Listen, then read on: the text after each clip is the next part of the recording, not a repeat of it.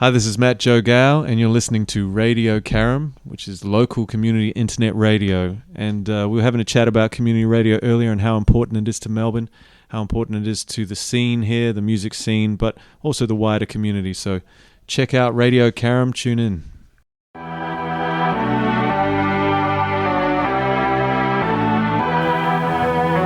Hey, this is Saffire-Rose Fletcher, and you are listening to They Say I Think Too Much on Radio Karam.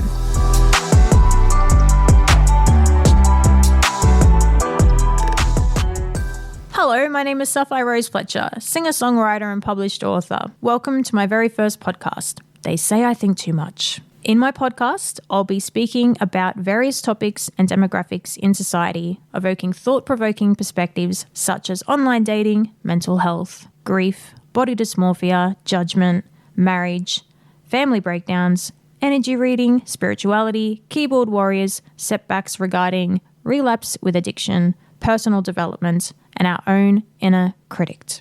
But today, my first topic will be perceived failure. What does that mean? Presuming most of you listening in have no idea who I am and probably thinking, who does this girl think she is? Well, I got the mic. I'm kidding. This is a prime example of my lived experience regarding this topic. Despite my best efforts at achieving a career in music for 11 years and 4 years as a published author, yes, I'm very familiar with this concept, and it has humbled me greatly. In this podcast, I want to reframe the way we look at failure. We are aware of the old saying, you won't know unless you try. Well, I tried. And that is something most people should pride themselves in when facing any form of setback regarding rejection interrelated with perceived failure. As most of us know now, rejection is a form of redirection, and it can lead us toward a destination better to the one we ever anticipated. Yet, it's only apparent under the guise of great turbulence and a period of introspection. And that's hard. This is applicable in many ways. Dating, marriage breakdowns, family breakdowns, dependency issues, failed career endeavors, personal setbacks, finding community, the list can go on.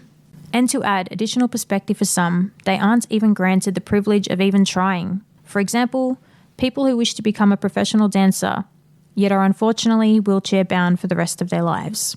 It's all about perspective, but we don't understand the gravity of this concept until we've lived it, in which I had, for a short period of time in 2023. I spent 6 months learning how to walk again after kneecap replacement surgery, which ultimately made my knee worse. Don't worry, I was pre-warned this might occur. However, I made the choice and it fell on me. I thought I'd never be able to dance again. To some degree, it was true, as I'm not able to dance as good as I used to. But I can still dance, and that's a privilege some people take for granted. This surgery was one of the biggest setbacks of my career to date. I thought I'd lost my ability to express myself through movement, and it was a vital part of my stage presence whenever I'd perform live. I went through chronic depression that almost took me out, quite literally. It was a pain I'll never forget, not just emotionally, but physically. Some people compare it to childbirth, and I do not exaggerate. Though imagine that for 6 weeks straight, only for the pain to start dissipating 6 months later. I felt trapped in my own body. It was an experience I wouldn't wish on anyone, especially at the age of 35. This major surgery is typically done from the age of 50 and onwards. The little things we take for granted, like making a simple cup of coffee, we don't realize how many steps that is required in order to do so, especially post such an intense surgery. I couldn't believe this was my new normal for many months. Like failing music wasn't enough, now my body had failed me. But that's where the magic ignited. Once I'd finally gotten to a place of walking relatively normal again, I found success in that, and the feeling of disappointment regarding my music career seemed so trivial. Sometimes life will slap you in the face in order to provide perspective on what truly matters. The little things, such as walking past a beautiful garden, taking in that summer breeze, walking with a coffee in your hand on the beach. When your mobility is compromised, you start to gain a different perspective on what defines success. Yeah, I know a thing or two about failure. I'm reminded of how unsuccessful I am via the means of different sources and people still to this day. I receive incessant hate and flack for attempting to even try. Can you imagine that? But I continue to proceed in my endeavors because I know what I'm doing is right and for the right agenda. You don't have to be established in order to be defined successful. For example, on an odd occasion, I receive messages from people informing me that my songs and books have saved their lives. It might not be within the hundreds, but those very lives matter. I'm successful because I contributed towards someone hanging on for one more day. It's how you define success and what that constitutes to you and the lives you are impacting in a positive manner. And I might add, if you're remaining authentic in the process, you're already winning. Another form of perceived failure can be received in the form of rejection. For example, recently I encountered someone on a community group pursuing me for a date. When I declined, I was met with negative comments and furthermore attacking my jugular, only because they had resistance regarding rejection. A common example of what many of us have experienced and have also projected within the early stages of our development. You see, the thing we neglect to remember when it comes to the example of dating, we all have the right to apply discernment in our lives, and furthermore have practiced this onto others. But being on the receiving end doesn't feel great, does it? Again, it's how you choose to reframe someone's rejection regarding your advances. In hindsight, you'll see it's redirection. It doesn't mean you're not enough. It merely means that person is aware of who they are and what energetically resonates with them. And in time, you'll feel the same vice versa. We should never endure an emotion of shame or guilt for applying this within our lives, in fear of how someone will receive our response, provided your feedback or decline is presented kindly with compassion for the other person's feelings. However, in this encounter, despite how kind and diplomatic I approached the situation, I knew what was coming next, as I'm highly intuitive and I understand the human condition. I felt the tone in her energetic exchange within the first paragraph of her initial message, and it demonstrated the fact that my instincts were correct about her intentions and that she hadn't worked through some deep-seated wounds from her past. So therefore, that would be deemed problematic. I myself have endured rejection of this form, but I don't believe I responded in the way that she did.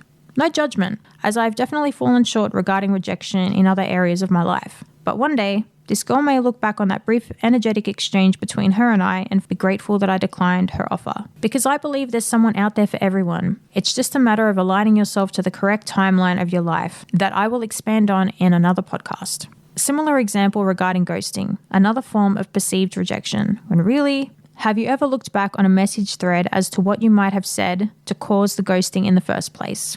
I have, and I cringe at how pushy and reluctant I was to take no for an answer, at risk of having my ego bruised. I was very intense in my communication style. I'd ghost me too, because I know the frame of mind I was in for that time period, nor was I ready to receive feedback on how I came across. Oh, hell no. Same applies regarding the topic of trauma dumping. I've been guilty of this many times in my life without realizing, and I'd be ghosted a lot as a result. It hurt, because I was bearing my soul only to feel rejected in return. But now with much healing and being on the receiving end of this, I can see how trauma bonds form an unhealthy connection when embarking on the pursuit of love. The cycle of disappointment only continues because you are both externally processing onto each other, comparing notes, only to leave you both stagnant and eventually triggered in a dynamic going forward once the honeymoon phase runs its course. All of these subject matters, and I'm certain many uncovered topics relating to this that I haven't covered, all interrelates to a feeling of failure.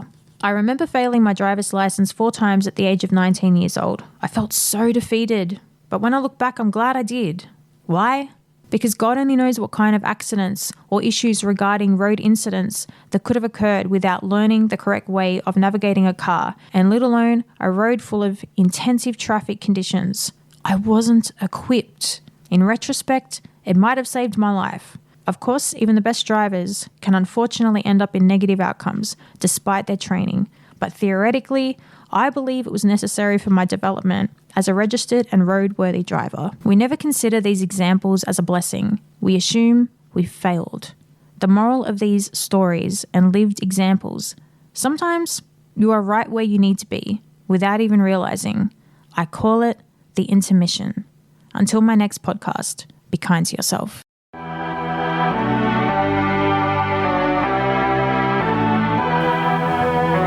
Hey, this is Saffire-Rose Fletcher, and you are listening to They Say I Think Too Much on Radio Karam.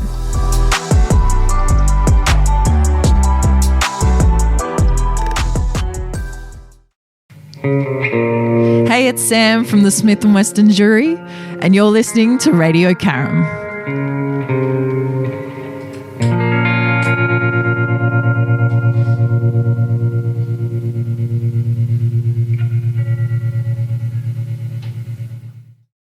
Oi, oi, oi, oi, oi. IGA, it's shopping night.